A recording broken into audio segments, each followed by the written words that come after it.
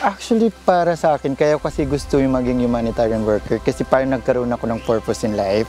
Minsan kasi nagtatanong ko, ano ba yung gusto kong gawin? So basically, gusto kong magkaroon ng impact sa tao, sa mga, personally sa tao.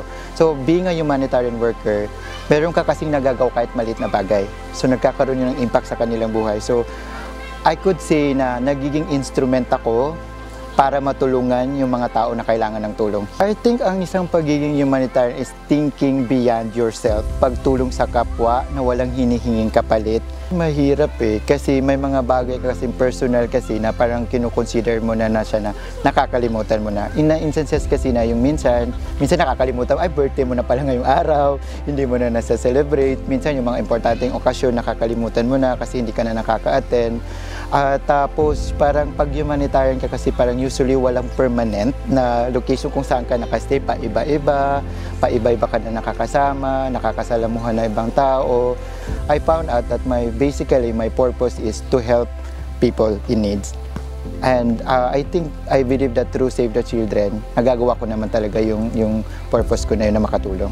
Ako po si Abuher Candado, Supply Chain Manager of Save the Children Philippines. After ko maging community mobilizer, nag-transition ako into operation or support. So ngayon, ang position ko ay Supply Chain Manager, in which kami yung unit kung saan nagbe-bridge ng gap between program deliverables and beneficiary needs.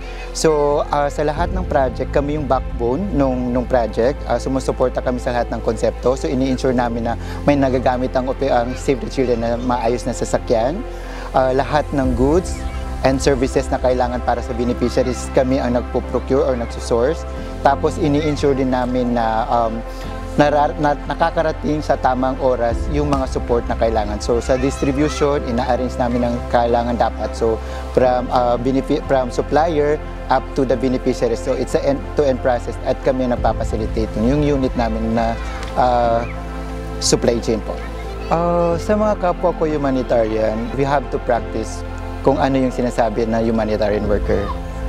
It's sometimes we need to be the voice para maparating kung ano yung, kumbaga, magiging instrumento sana tayo para maparating sa tao or to everyone na minsan kailangan na talaga nating tumulong. Ang dami nating kababayan na kailangan ng tulong.